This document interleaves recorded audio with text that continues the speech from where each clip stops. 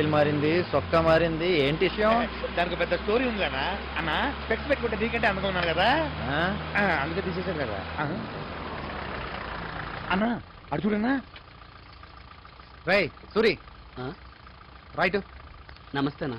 ఎరా సూరి, నెల రోజుల నుంచి మాయమైపోయావు, ఏంటి సంగతి? పెళ్లి చేసుకున్నానన్నా. లవ్ మ్యారేజ్ అన్నా. చాలా రిస్క్ చేశానన్నా.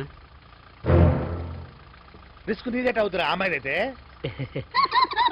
ఇప్పుడు అంతా ఓకేనా? 2 రోజుల క్రితమే తిరిగి వచ్చానన్నా.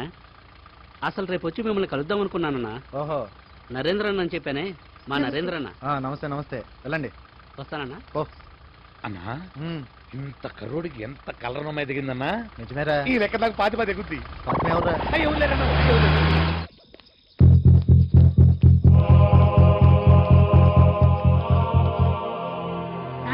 అన్నా వదిన అత్తయ్య కనిపించట్లేదు, గాడికి మనకు తెలియట్లేదు.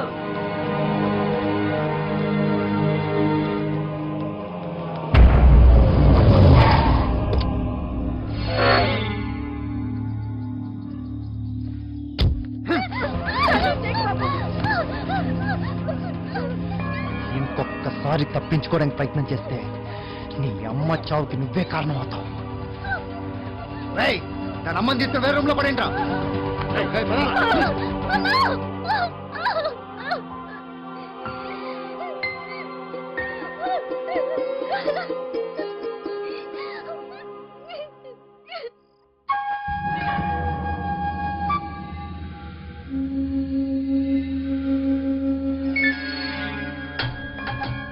అన్నా, రాత్రి నుంచి తిండి లేదు, నిద్ర లేదు.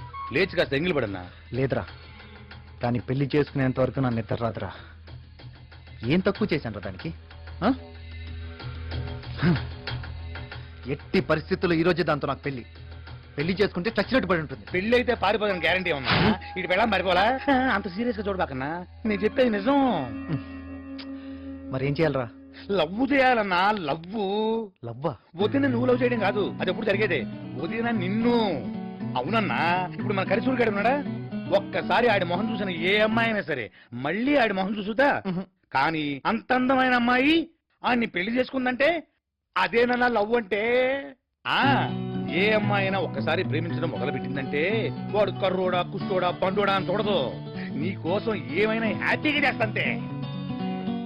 మరి శృతిని లవ్ చేసి హ్యాపీగా నా కోసం ఏమైనా చేయాలంటే నేనేం చేయాలరా? అది నీ వల్ల ఏ పనిగా గాని దానికి ఒక్కడున్నాడు.